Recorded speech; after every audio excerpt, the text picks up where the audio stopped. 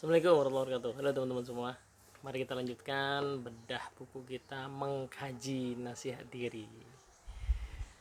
Oke, kita sampai ke bahasan yang ketujuh. Judulnya kebaikan dengan keimanan.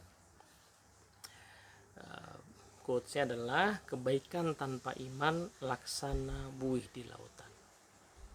Ia bertebaran tetapi tak hadirkan keselamatan. Jadi suatu hari saya dapat sebuah pemahaman ya. Saya tulis di bagian akhir artikel ini sebenarnya bahwa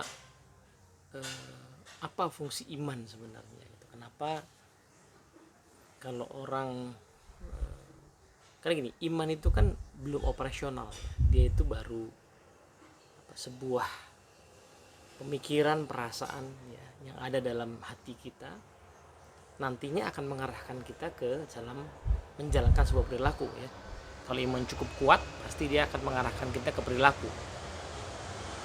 Tapi di sisi yang lain kita sering ada gini, kalau orang beriman kepada adanya malaikat misalnya yang mengawasi di kanan dan kiri, maka kuat tidaknya iman itu akan tercermin juga ya dari apakah seseorang kemudian melakukan tindakan yang selaras dengan keyakinan itu. Kalau saya yakin bahwa saya dicatat ya setiap amalnya, maka harusnya saya tidak main-main dengan setiap kegiatan saya. Begitu pula kalau saya yakin bahwa setiap keburukan saya dicatat, maka seharusnya saya sangat hati-hati untuk tidak melakukan perbuatan buruk gitu. Nah itu jadi apa korelasi antara keimanan dengan tindakan. Nah dari sini kemudian tapi masalahnya kita melihat ada dua jenis orang ya. Satu orang ya, atau malah bercermin juga lah ke diri kita ya. Satu orang itu secara kalimat, secara lisan itu seperti menunjukkan bahwa imannya kuat gitu. Jadi banyak mengulang-ulang kata-kata yang mengindikasikan adanya keimanan. Tapi di sisi lain kok perilakunya nggak selaras. Ya, misalnya nih orang yang meyakini bahwa Allah itu maha mengatur rezeki gitu ya. Tiap orang itu ada rezekinya masing-masing. Nah, pada saat yang sama dia kok melakukan tindakan yang korupsi misalnya ya, meskipun korupsinya itu tampaknya kecil, tapi kan tidak ada yang kecil sebenarnya dalam hal korupsi, mah korupsi aja ya. Begitu ya, jadi agak membingungkan kita, paradoks. Tapi sementara di sisi yang lain ya, kita lihat orang yang perilakunya sangat baik gitu. Meskipun kalau kita ngobrol sama dia sepertinya kok tidak ada tanda bahwa dia melakukan itu karena mengimani sesuatu, mengimani bahwa dia dilihat oleh malaikat, mengimani bahwa itu akan jadi tanggung jawabnya kelak di hari akhir. Nggak ada itu, tapi kok perilakunya baik. Nah dari sini kemudian muncul dikotomi, orang suka lebih memilih salah satu lah gitu ya, yang mengatakan bahwa ya itu nanti yang iman itu tetap lebih bagus karena nanti ya pada akhirnya itu akan selamat ya meskipun dia punyalah kesalahan kecil gitu. Di satu dia mengatakan bahwa ya buat apa ya kita beriman kalau perilaku kita buruk, kan yang penting perilakunya baiknya gitu ya. Nah dikotomi ini sebenarnya tidak diperlukan. Tidak diperlukan karena definisi iman itu adalah ya hati, lisan dan perbuatan. Jadi harusnya utuhlah itu yang disebut sebagai the real iman gitu. Maka dari itu judul artikel ini kebaikan dengan keimanan. Jadi sepaket itu harus ada dua-duanya. Kalau nggak lengkap salah satu ya berarti belum sempurna, perlu disempurnakan gitu. Yang secara lisan dan perasaan sudah membenarkan harusnya align dengan tindakan. Begitu pula yang tindakannya sudah baik, nah bagusnya dikasih iman supaya lebih baik lagi, supaya satu paket gitu. Karena nantilah ada, saya nggak tahu apakah di video ini atau video yang lain saya akan bahas soal ada konsekuensi ketika perilaku baik tidak dilakukan based on iman, itu ada konsekuensinya nanti. Sementara perilaku yang based on iman itu nanti impactnya seperti apa gitu. Nah maka di bagian awal tadi saya bahas bahwa beriman itu sebenarnya sederhana ya, membenarkan hati, lisan dan perbuatan, jadi lain. Tapi yang tidak sederhana adalah pikiran kita yang sering kesana kemari. Sehingga misalnya kita melakukan perbuatan ya, yang baik sebenarnya, cuman pada saat kita melakukan itu pendorongnya bukan pikiran dan perasaan karena iman, pendorongnya adalah misalnya karena kepaksaan atau karena keharusan. Ya, sederhana misalnya orang itu standar kerjanya, SOP-nya melayani pelanggan itu pakai senyum misalnya.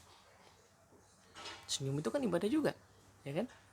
Nah, tapi menariknya pada saat dia melakukan senyum itu, dia hanya melakukan itu based on SOP, bukan sekaligus menjadikan itu sebagai sarana untuk membahagiakan saudaranya, membahagiakan pelanggannya, ya which is sama-sama manusia.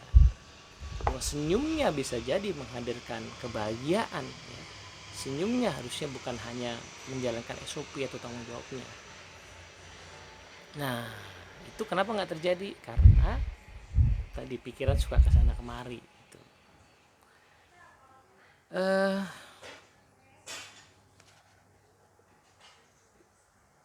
Nah, tapi kan oke-oke saya dia tetap berbuat baik. Iya betul.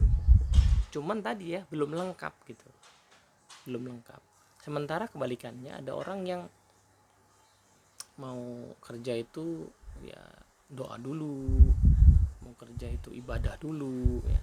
Tapi begitu kerja udah dimulai, ketemu pelanggan galak. Ketemu teman kerja judes.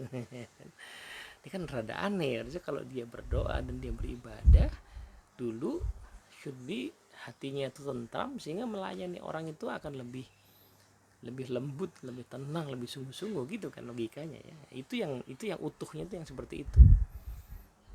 Nah, kemudian dari sini ya kita kemudian bisa merenungkan ya bahwa sebenarnya nah tadi sempat saya singgung bahwa bagaimana dengan orang yang ya udah yang penting saya kan senyum ramah ya kan, saya nggak sih niatin itu iman juga saya tetap senyum ramah kok. Nah, nanti ada poin dia kurangnya apa, ada dua macam sih kurang di dunia ya.